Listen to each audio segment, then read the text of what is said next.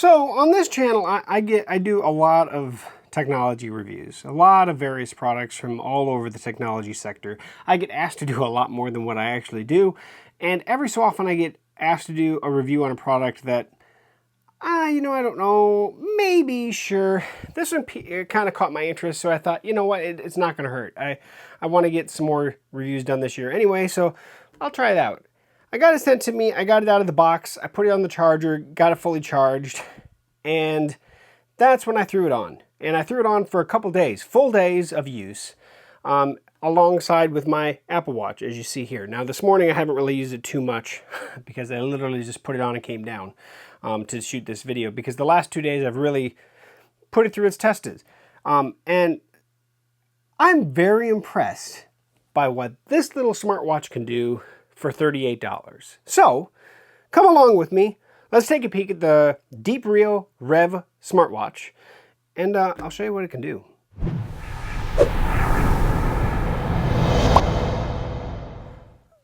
Okay, so welcome back to techgooch, guys, and this is the box that it came in. So this is the Deeprio Revv. They have multiple models, so if you don't like the square Apple type design, right, the kind of mock-off Apple, they do have other watches available as well. This goes for $37.99 on Amazon right now. However, there's a coupon for $7 off, so $31, and what you can actually technically get are $30.99 plus taxes and whatever. So, but this is what it looks like. There's obviously an app for Google Play or the App Store from Apple, and you download the app, you sync the watch via Bluetooth, sync it to the app, and then you're away tracking. Now the thing about this little guy is, it does more than what I would say I bargained for. And I didn't look all the specs when they sent it to me until I got here, and I am severely impressed by everything this little thing can do for a little over $30 out of pocket, right? This has a heart rate monitor, which I would accept is pretty much a standard. It does have blood oxygen level monitoring, so it is actually able to see your blood oxygen level. It also has the capability of measuring what they call stress, which looks at like heart rates and trends to see what your stress level is, and at least give you an estimate of how stressed you are. It's just got a lot in it. And of course, more than anything else is, how accurate is this for tracking my steps, or my, if I was going to do an activity, how accurate is this? I'm not going to tell you that it is as accurate as this big bad boy, but at a fraction of the cost, it's pretty darn accurate. Both of these were actually within a couple hundred steps, but that can actually have the fact to do that this one's on my dominant arm, this one's not on my dominant arm. That can make a difference just there. So if you say, 5%, whatever, this is definitely very accurate for what it is. Heart rate monitoring, it's also about as accurate as my Apple Watch. It's probably within a few beats most of the time, but I would say that for a good general average, way more than enough for what it is. So this little $38, but of course, like I said, out of pocket's even less. Pretty solid. Now, one thing I did want to showcase is the watch itself, and I'm going to get a closer look at the menu system here in a minute. But you can see there's the heart rate sensor and all that stuff, so you can actually sense that. And then this little guy down here is where the charger attaches to. So this cord, whatever it is, 18 inches long, comes with it. It's a magnetic charger. It'll only go on one direction, so you can tell right now it's not going on there. So if I flip it around, boom, it just kind of knocks into place and holds onto place and gives it a charge up, so long as you're connected to power, of course. And I let this charge, for several hours. The first time to charge it up to 100%. The thing about this guy is, it is really good on battery life. About 10% is what I was dropping about per day. So right now I'm at 70-some% battery, 77 right now, 78. So battery life, pretty solid. So let's step over. I'm going to show you all the detailed pages that are actually in the watch, and then we'll end it after that. Okay, so we're going to start by looking at the stuff here as close as possible. This is the watch face that I've been using the last couple days. This morning I just woke up to do this review, so I haven't really worn this watch at all, really. Today, just a few minutes. 78% battery after 2 full days of use, and of course not plugging it in at night, so the battery life's great. 98 beat heart rate, 23 steps I've taken with the iWatch this morning, and then 1 calorie burn. That basically just steps to get in here into the studio to do this review.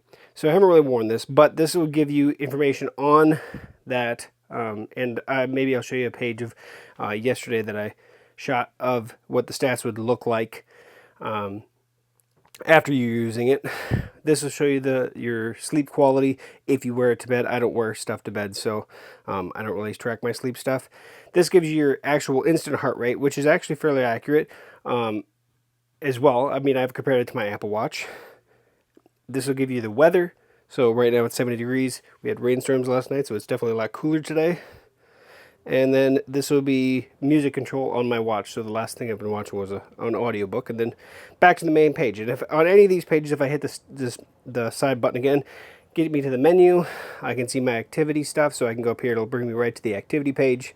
Phone. Now the phone will actually, as long as it's connected via Bluetooth, which it actually is, you can receive phone calls on this. Now, speakers is okay. It works in a pinch. Not going to be what I would claim as, hey, look at that. Like I said, you get text message and alerts on this thing, and it actually shows up full screen. It actually works quite well. But yeah, you can take phone calls, just not going to be as clear as like an Apple Watch or something like that would be. Workout, you can actually have this record your workouts. You can also turn on automatic tracking with workouts, but it does degrade the battery life if you do that. Heart rate, you can actually pull this up and you can do it a heart rate just like on that main page we saw before. We can also do a blood oxygen level, and this is actually pretty cool. So you can actually, oh, there's another email. You can actually check your blood oxygen level. You know, I'm usually the 98, 99, whatever it is. Right now it's measuring, but it's not going to measure anything. Stress. From what I can tell, I've done this as well, but it'll basically look at your heart rate and a whole bunch of rhythms and stuff like that to see how stressed you are. I don't know how well accurate that is, but it is there. Sleep, that's going to be for that sleep cycle, which we already saw that page. Workout records, breathe, alarm, you can set an alarm. Weather, which we've already seen that. Event reminder if you want to set up reminders. Cycle tracking for women. We have tools, let's see, tools, start watch, timer, music control, flashlight, and then settings, which we can actually go in. So like for instance in the display, screen on time, I can set at 15 seconds or 5 seconds. 5 seconds was the default. Raise to wake, so it'll just wake up automatically, or you can have it only if I hit the button. Just a lot of capability for a smartwatch that is pretty inexpensive. Last one I wanted to show you was watch faces. So you can see there's the watch face that I'm using currently.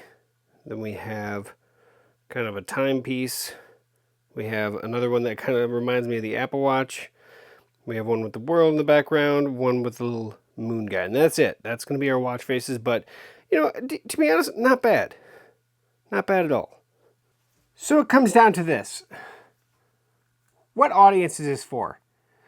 Well, I would actually argue it's for people that don't want to spend a whole ton of money on a smartwatch, which I would argue is probably a decent amount of people. They don't really like spending $200 to $300 or more for a smartwatch. This actually will get you most of the stuff that you really want for, you know, 30 bucks. Not bad. Everything it does fairly well. I'm not going to tell you it does it great, because of course I'm comparing it to a $800 watch here, right? 700, whatever it is. The Apple Watch Ultra is huge. And to be honest, I had the Apple Watch Series 2, I had the Series 5, I had the Series 7, and then the Ultra. That's the various Apple Watches I've had. I've loved every single one. Is this an Apple Watch replacement? No, it's not.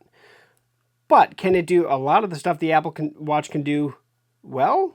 Yeah, and in all reality, I think what most people are using their watch for is, other than telling time, is seeing when I have text messages or stuff come up and get alerted, have alarms set. I don't really answer the phone on my watch. I do it on occasion, and the Ultra is definitely the best Apple Watch I've ever had for answering my phone calls, because the speaker's better and the microphones are better. This does it, but again, I'm not going to do it regularly, ever. I don't even do it with this guy. So it's also not going to carry over to this. So it really comes down to you. Also, if you're a parent and you have a child that maybe you want to get them a smartwatch, but you don't want to spend a whole lot of money, you want to see if they're going to use it, you want to see how much they like it, and you're worried about them breaking it, not built as well, it's all plastic versus metal, but it's a decent starting point for the money. So that is the Deeprio Revv.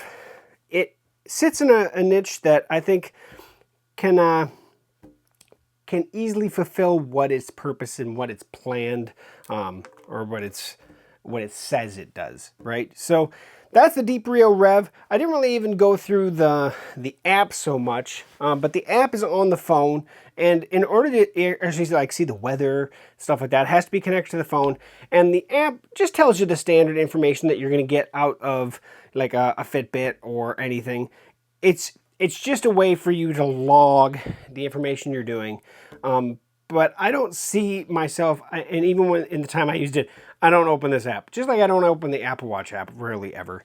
But it allows things to sync. So if I was to make, if it's telling me, hey, it's not connected to the app, open the app up to make sure it syncs, I can do that and then just pull down just like I would do on a Fitbit typically. And then it'll sync the information. So it works pretty good.